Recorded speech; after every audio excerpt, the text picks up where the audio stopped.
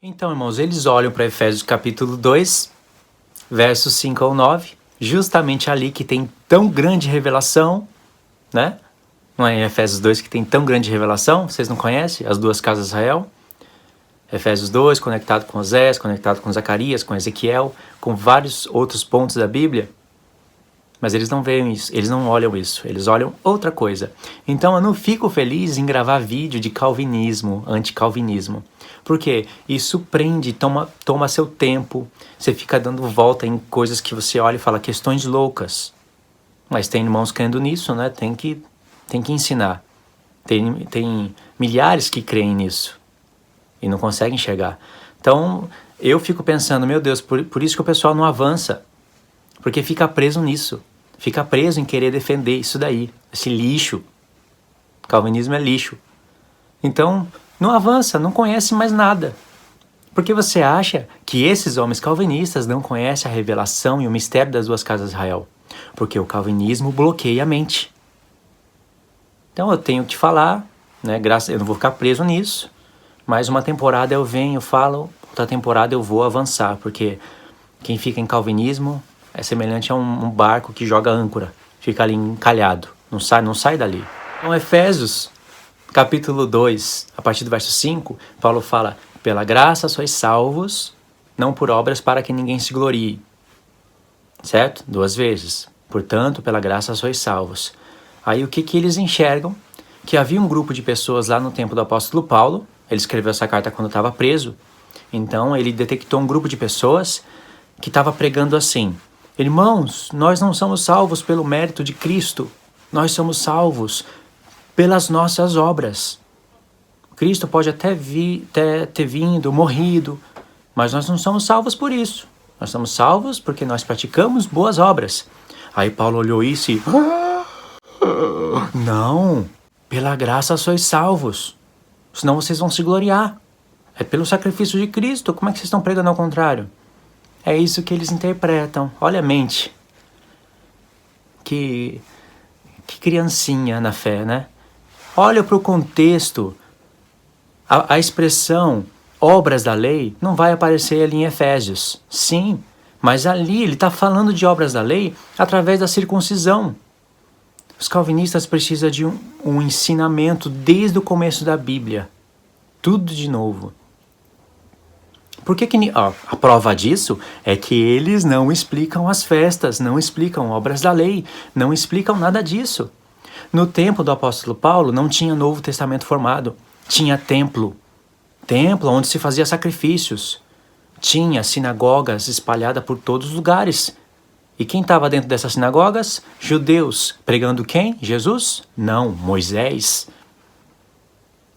Por isso que Paulo entra nas sinagogas, entra no dia de sábado, e diz lá que após ele entrar e pregar, milhares de gentios ficavam convencidos. O que os gentios estavam fazendo lá dentro? Outra coisa que eles não sabem. Então, irmãos, imagine você morando naquele tempo. Olha só como eles não conseguem visualizar o contexto no qual Paulo escreveu as cartas. E as cartas do apóstolo Paulo nos permite remontar o contexto daquela época, principalmente Atos dos Apóstolos. Então, imagine você naquela época. Tem templo, tem pessoas fazendo sacrifício pelos pecados, tem sinagoga espalhada por todos os lugares, tem gentios entrando nas sinagogas, tem gentios até convertidos. Gentios que entraram, se circuncidaram, agora fazem parte do povo de Israel. Depois de alguns anos, já estão com a barba igual a dos judeus, já estão com todo o modelo dos judeus, levando o sobrenome de judeu. E depois de alguns anos, ninguém sabe mais de onde aquela pessoa veio. Parece judeu. Isso tem na palavra de Deus. E nós vamos falar sobre isso, nós vamos ler isso. Atos 14, 15, 18. Vamos ver isso passo a passo. Vocês vão ver que até a epístola de Filipenses, que as pessoas não dão muita atenção, ela vai ganhar mais luz ao compreender essas coisas. Então, irmãos, pensa bem. Você está naquela época. Está escrito no livro da lei, tem livro da lei, tem profetas. Eles não são trabalhados pelos judeus, pelas pessoas que ensinam, pelos fariseus ou mestres da lei, pessoas mais sinceras até um pouco na palavra, como Gamaliel. eles não têm a conexão que Paulo tinha, que o Espírito Santo deu para o apóstolo Paulo e para os outros apóstolos. Então, eles estão pregando Moisés. Moisés é pregado nas sinagogas, não era Jesus. Jesus era pregado só depois que Paulo e Barnabé entravam, ou Paulo e Silas. Aí você entra lá, começa a ouvir sobre o Deus de Israel, vê que tem que abandonar os ídolos, que Deus criou os céus e a terra, e que Deus fez um novo mundo através de Noé. Depois, os 3 filhos de Noé multiplicaram, encheu o mundo. Depois Deus chamou Abraão, dentro de Abraão teve Isaac, Jacó, aí Deus vai tirar um povo dali, separado. Esse povo vai acabar indo para a terra do Egito, vai ter a história de José. No Egito eles vão ficar escravos por 400 anos e depois Deus vai libertar eles através de Moisés. Libertou eles através de Moisés, Deus vai dar a lei para eles no Monte Sinai. E é um povo separado por Deus, como eu falei no vídeo anterior. É um povo que Deus separou para ser nação santa, sacerdócio, propriedade peculiar de Deus. E ali o povo teria a missão de alcançar as outras nações. Tanto é que Deus fala, se algum estrangeiro que anda no meio de vós, e realmente muitos egípcios e várias nações saiu com o povo de Israel do Egito, com Deus de Israel, porque viu a justiça dele. Aí Deus fala, se algum estrangeiro que anda no meio de vós quiser se circuncidar, ou quiser participar da Páscoa do Senhor, que seja circuncidado primeiro. Por que Deus fala isso, irmãos? A Páscoa é o início de tudo, mas antes da Páscoa tem que se circuncidar. A circuncisão é o que te dá entrada para toda a antiga aliança. É a circuncisão. Sem se circuncidar, ninguém entra na Páscoa. E a Páscoa, enquanto está rolando ela, já vem asmos. Antes de acabar os asmos, já começa primícias. Aí depois, primeiro dia da primícia, tem 49 dias, vem Pentecoste.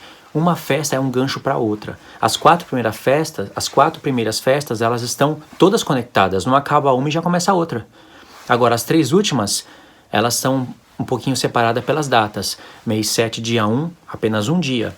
É a festa das trombetas. Aí depois mês 7, dia 10, apenas um dia. 9 dias depois, apenas um dia. É a festa da expiação. E 5 dias depois, que é mês 7, dia 15, começa a festa dos tabernáculos, e aí sim é uma festa de 7 dias, e depois vem o 8º dia. Tudo isso tem revelação.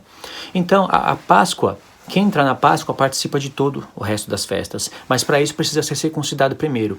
As festas, elas fazem todo o ciclo da antiga aliança, da andamento. Tudo bem, no mês 7, lá, dia 22, acabou o ciclo. Aí tem que esperar o próximo ano. O que acontece nos próximos meses? Tem sacrifício tarde, manhã e todas as outras coisas. Pecou, tem consciência de pecado, leva seu sacrifício para Deus, até que chega um novo ciclo das festas. Essa é a lei de Deus. Tudo isso, dentre todas essas coisas, o povo tinha trabalhos para fazer. Para você participar das festas, você tinha que ter trabalhos. Aliás, se você não entregasse as primícias para Deus, você não era aceito. Isso está escrito no livro da lei. Através das primícias, o povo é aceito. Mas antes das primícias, tem o cordeiro sendo sacrificado. Isso é incrível. Então, irmãos, tudo isso se chama trabalhos da lei, obras da lei. E o povo tinha que fazer isso, porque quem não fizesse, não iria fazer parte do Deus de Israel.